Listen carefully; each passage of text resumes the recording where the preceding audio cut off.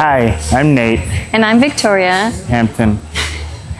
Today we're going to take you through a leg workout and we're going to talk about how to change your intensity as bodybuilding prep continues. Currently, we're on week 2 of bodybuilding prep. And we're going to be starting off with hamstring curls.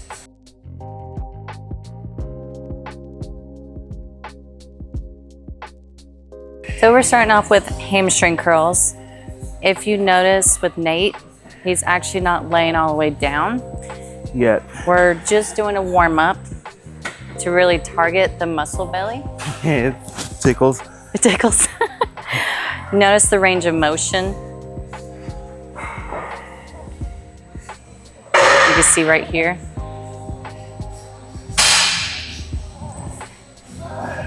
So you don't want to just go straight into a leg workout or any workout. You should warm up your body, get that blood flow going. I did. Did that already hurt? Yeah. As I was saying, you want to warm up the body, the muscle specifically on hamstrings. You don't want to just go straight into it. It's a great way to injure yourself if you don't warm up. It's not like a great thing to do. It's a great way. Anyways, yes, nice woman hamstrings. So again, I'm not laying all the way down because if you come over here, you'll see as I'm curling up, you're going to see the muscle belly right here actually flexing. Versus if I was laying all the way down, it doesn't pop as well. We normally go back and forth between the two. That way we can target both ends of the range of motion. Kind of think of it like bicep curls. You can do various angles.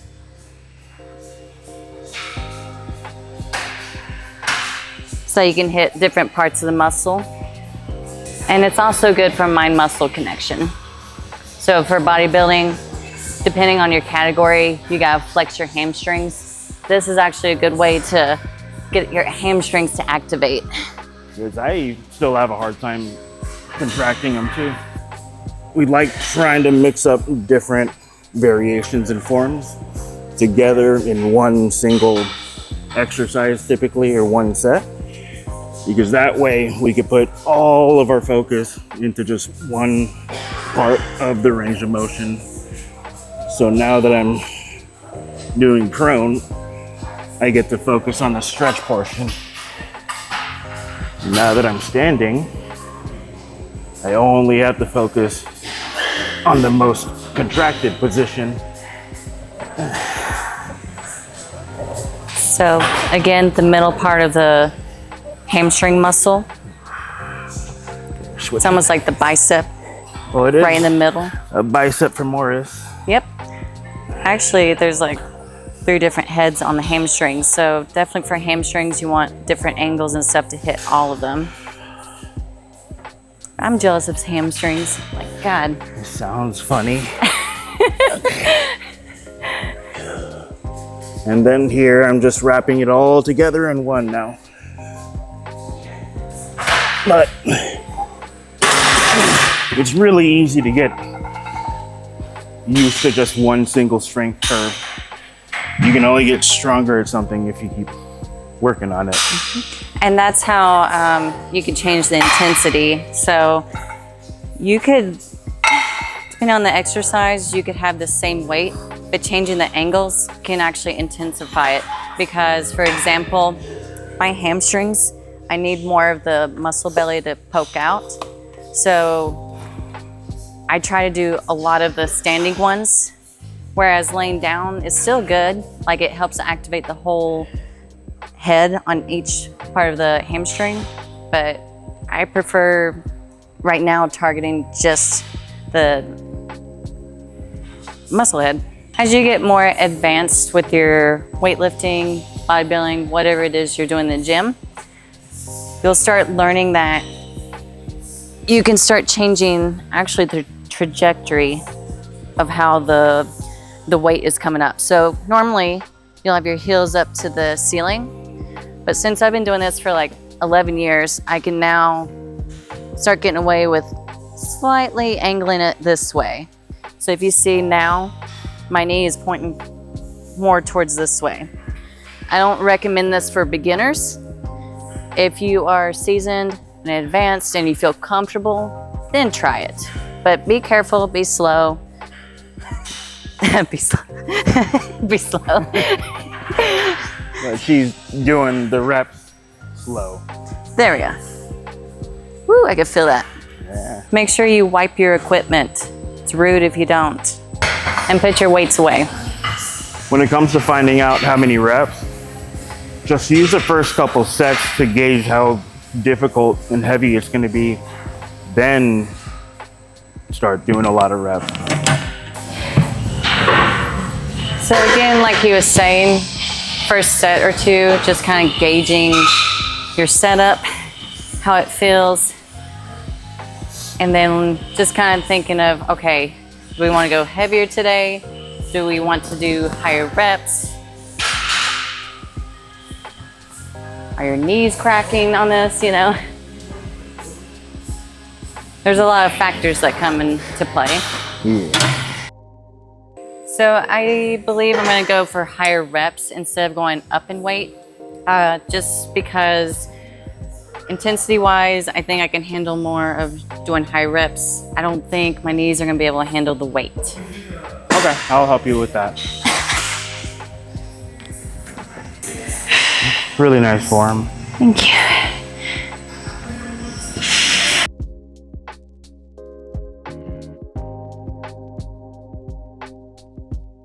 Few things. Reason I chose high reps, I am wanting even more of that pump. So the more reps at a lower weight, the more your muscles get engorged with blood. It burns, and I feel like my joints can't handle the weight today. So this is a different way of intensifying the workout. And also it's just a good way to get the muscles to really pop. Get your heart rate up. So if you're at that point in prep where you need to get your heart rate up, like you have a target heart rate, you could kind of implement that into your workouts. So that's where you can do high reps, for example.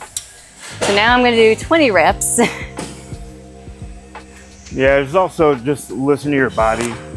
Yeah. Something's starting to hurt, don't just do it anyways. Yeah, like so my left knee felt like it was pulling. So I already knew going heavier would not be a good idea today. So still getting that intensity, but not injuring yourself. So actually on peak week, that's another thing. The last show I did high reps for legs 2 days before the show, just because we wanted to really shuttle the carbs into the muscles. Previous video I talked about how a few weeks leading up to the show we lowered my carbs. Well, a few days leading up to the actual show is when we upped the carbs, and then that's when I started doing high reps for legs. Okay, enough procrastinating. All right, spot me. Yeah, I don't mind. Yeah. Can you out of breath? Yeah. I was about to spot you, and then I realized how tired my legs were when I spotted down with you. Oh my God. Nate is probably gonna be doing a few reps, stopping, then going again. That's a way to push through to get those high reps. Because sometimes, like me right now, I'm out of breath. You might not be able to consistently keep going for each rep, but that's where the intensity comes into play. So it's okay if you take a breather for a second or two and then keep going, keep pushing. I'm taking a breather right now. You haven't even started. I unracked. Come on. So right now he's still going for it. He stops at the bottom. Some people stop at the top. I recommend stopping at the top. He is a seasoned, advanced squatter for this close stance. Which is weird because I hate squats. But he's half Asian, so that's why you can do the squats like that. No, for real though, he's He's been training for a while, so for beginners, stop at the top, take a breather, and then keep going. And if you can have a spotter to kind of help you push through, that helps too. Okay, so I'm going to be doing abduction machine. Nate's going to be doing adductors. Instead of going heavy, light, high reps, low reps, we're going to do moderate weight, moderate reps, but we're going to do more sets than usual. So we'll probably do like, I don't know, like 6 sets. Yeah. 6 sets, maybe like 8 to 12 reps. Just a moderate rep, just feeling the whole movement, no stopping at certain points, just doing the movement.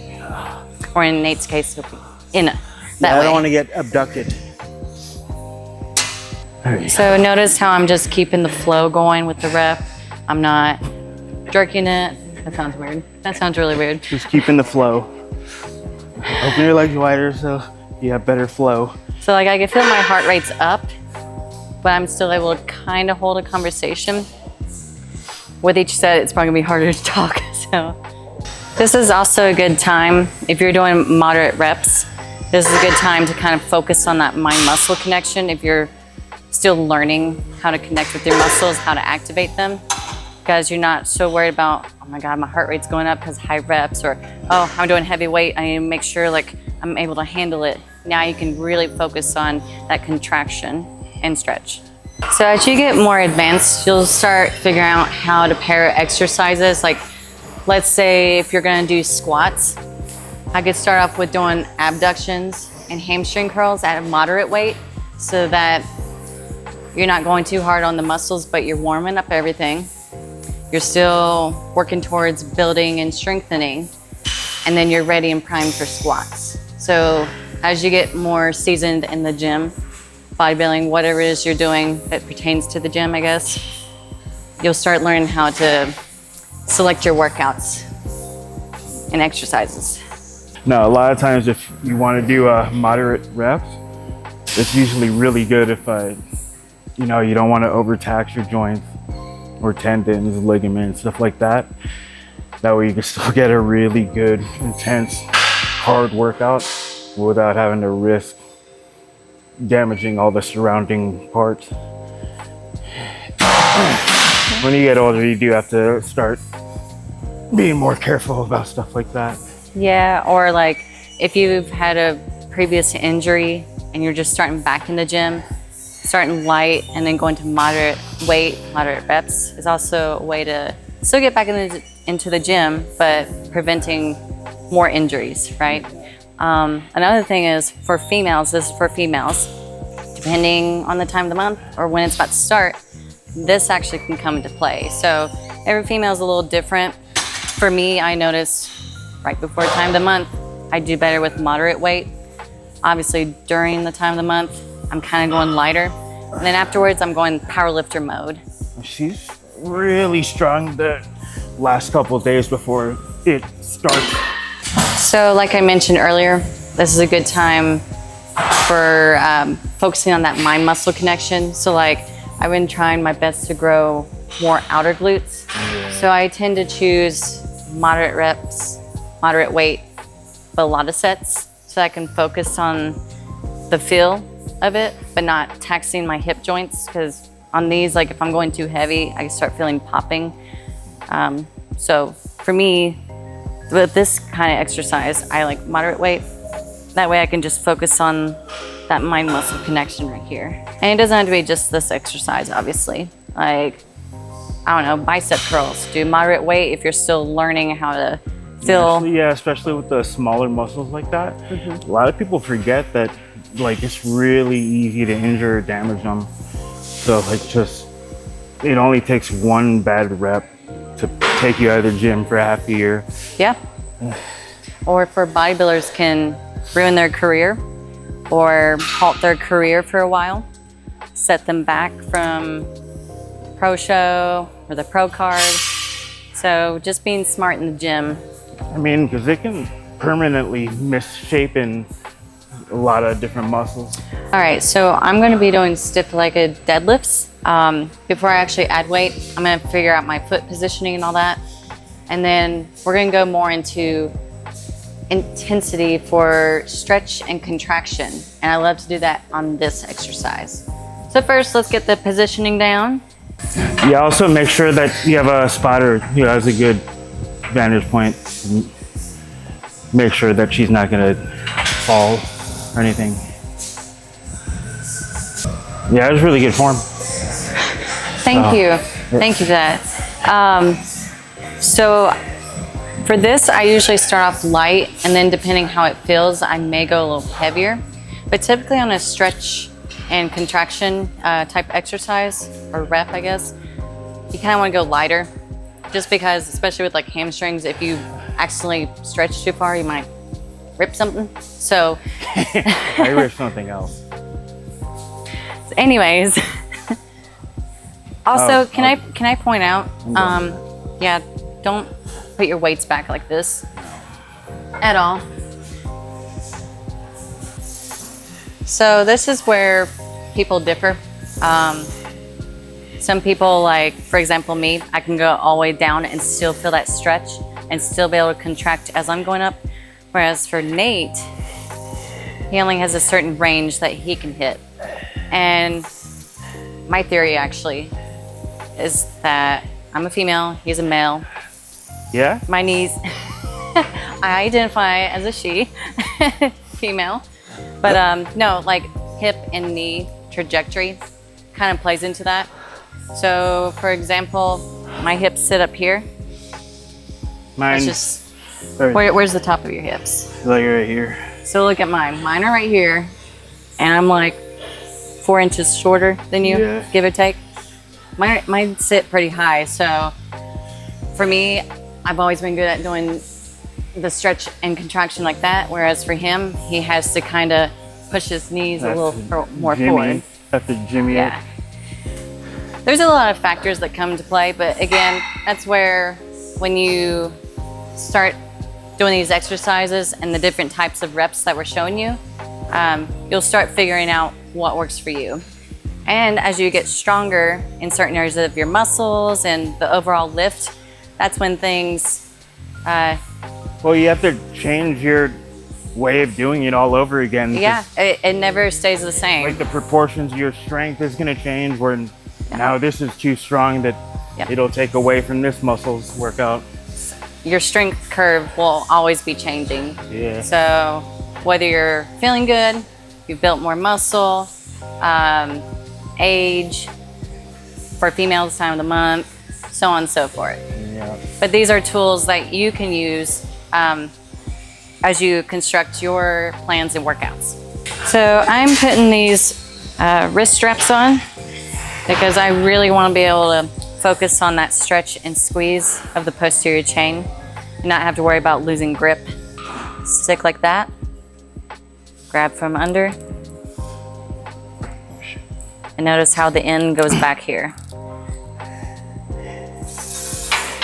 That way I'm not worried about losing grip. I can actually focus on the exercise at hand. Burrito time. Yeah, I'm not nauseous now. Have burritos also. That might help with intensity. Yeah. I eat burritos intensely. So. Just look at his hamstrings. Like, I'm so jealous. Like, Have you seen yours? they're not like yours. Like, look at that. It looks like a freaking bicep. I mean, hamstrings, one of the muscles is called bicep femoris, but still. I mean, for you to Look at that. Just look at that. say that you're... Yeah, so right now, she's more focused on just time under tension. Because like most of the times you need time under tension. You also need a really good long range of motion. And then just good tempo, good speed, higher amount of reps, higher amount of sets. Normally people talk about doing all at the same time, but there's nothing wrong with just knowing you aren't going to be capable of focusing on all of them together. So for us, we'll just focus on one or two main things for an exercise or a set. Then we'll focus on the rest on a different exercise. so you can see my tempo. Sorry, you said something? My tempo is slow paced, Yeah. not normal time. That's really good range of motion, by the way. So she's doing really good on 2 different things right now. So time under tension and the range of motion. So with this type of exercise and what we're doing right now, the stretch and contraction, time under tension and all that stuff, this actually plays into different bodybuilding categories, because when you're on stage, you're gonna have to learn how to get your hamstrings to actually activate. So for my category, wellness, we want a full muscle belly on the side pose. On the back pose, you want to be able to see the hamstrings. You don't want to stretch them too much, but you want to be able to kind of see them. So some girls, if they're not quite developed enough, they might sometimes, I'm going to kind of show, I'm not really lean enough right now for that, but they'll stick out a little further to kind of stretch, to get some of that fat to loosen up. Yeah, to appear closer. As you're more developed, you don't have to push as far. But you know, as we call it in bodybuilding, the tie-in, it's actually the hamstring that goes way up here. That's also another thing. Like if you have to stretch, push out a little further to get it all to show, if you're not quite lean enough or you're not quite developed enough. So this exercise and the type of reps we're doing can actually help with that.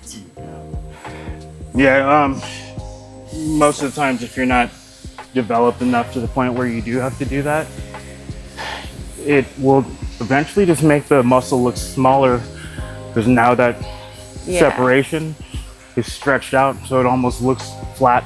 Yes. So I actually want to show a different position on this, just to kind of show the example I was just talking about for wellness. So like wellness, we kind of stand shoulder width apart. I'll just do like a couple of reps really quick. So let's pretend I'm doing the pose right now. So it's like kind of like this. Let me grab this. So sometimes I'll do this way, same reps, just changing my foot position, like what we were talking about earlier, changing the angles. That way I start learning how to get the hamstrings, the tie-in to push out more and to build them up. So I can actually feel it pushing out and contracting. I think I actually feel them poking out now. yeah. Nah, I know this. So like it's like right here that you'll feel it start poking out. But for wellness girls, this is a great way to get them to build and poke out more. So I'm gonna start out with really light weight, just to warm up the quads and the knees, front part area, because I'm gonna take you all through a different rep scheme called 21s. Sometimes I'll, again, change the angle of my feet and such, but for the purpose of this, we're just gonna keep it regular. Are you training arms? I was showing how to do 21 on arms. Yeah, so that's how you do them. I mean, since the Get over here and train barbell's legs. already here, so I might as well, like. You had to get it all the way from over there. Yeah, I just know how to do. He likes to skip on leg day. Okay, so this is for advanced people. He's actually at an angle instead of having his back against the pad here. I was about to have him explain, but he's eating, so. No, I can still explain. Yeah, for me, it helps when I arch my back more, because most of the times if I don't arch my back, I tend to start feeling it everywhere else, except for my legs. So. And for him, he actually feels it like the whole quad, so all the way up into the hip bone area. I know a lot of people have a hard time getting all the way up here for quad extensions. I wouldn't recommend this for a beginner. For someone that's advanced, maybe try it, but be cautious about it just because you're not having that back support. So maybe instead put like a little foam roller or a towel to kind of provide some support, but you can still have it angled. And also, most of the time, if you're only feeling it just in the very bottom and you're actually wanting to feel towards the top, for me, I actually mentally try to pull it up at the end of the rep. You're not actually going to be moving it, just try to. 21s. For the gym bros, you probably have already done this before for arms. We're actually gonna do it for legs though. What is 21s? All right, so 21s. There you go, that looks good. I guess I'm gonna be angled. You got it, you're good at arching your back. What we're gonna do is we're gonna start at the bottom half of the rep. It's gonna be 7 reps. After the 7 reps, then you do 7 reps at the top half of the rep. And then after that, you do 7 full reps. So that equals 21 reps altogether. So I'll try to go a little slower so you can see. So you got 1, 2, 3, 4, 5, 6, 7, and then up here. And remember, don't lock your knees out. 2, 3, 4, 5, 6, 7. Now 7 full reps. 7, 6, 5, 4, 3, 2, 1. God. Oh, that burns. But yeah, so a lot of gym bros, they'll do bicep curls, usually like on an easy bar like that actually. Yeah. And they'll do 21, so they'll, same deal, but I like to do it for legs, quad extensions. You can do it on hamstring curls. Be forewarned on hamstring curls though, you wanna go a lot slower, because I have pulled my hamstrings on that before. Don't know why, just, it hurt. I don't want y'all to feel that, so go slow. Be slow. Be slow. I guess that's our slogan now, huh? Or slogan. Slogan. Hey everybody, I'm Nate and I'm done with my leg workout. You done? Yep, I'm done. I'm done. We both had a really good leg workout. As a closing remark, little tip, if you're a beginner, don't try to do 10, 15, 20 extra exercises for one single muscle. It's much better to just do a few of them and really focus on it rather than half-assing a bazillion different workouts. Yeah, don't be trying to, like for leg day, trying to hit every machine, every muscle that you can think of, going like heavy, heavy, heavy all the time. Just select a few, keep it simple. As you start working out over the course of the weeks, then you can start tweaking, using some of these tips that we've shown you on intensity. Just, you know, focus on focusing. Just actually like try to focus on the muscle. It's okay if you can only do 2 or 3 exercises. That's good enough. And a lot of people keep it as a point of pride to do a ton of different exercises. You don't need that. Because at the end of the day, you only need a few exercises. Where you really grow is your rest days. So the key is hitting legs pretty good, pretty hard. Select a few exercises like quads, hamstrings, curls, so on and so forth, and then resting. And that's where you'll see the results. You gotta get really good at resting.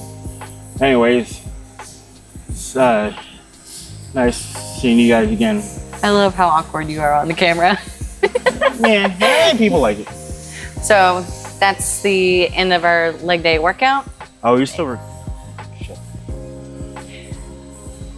So that's it for the leg day workout. I hope you enjoyed the quick tips, little tricks for intensity that you can use throughout bodybuilding prep or just regular lifestyle workouts and so on and so forth.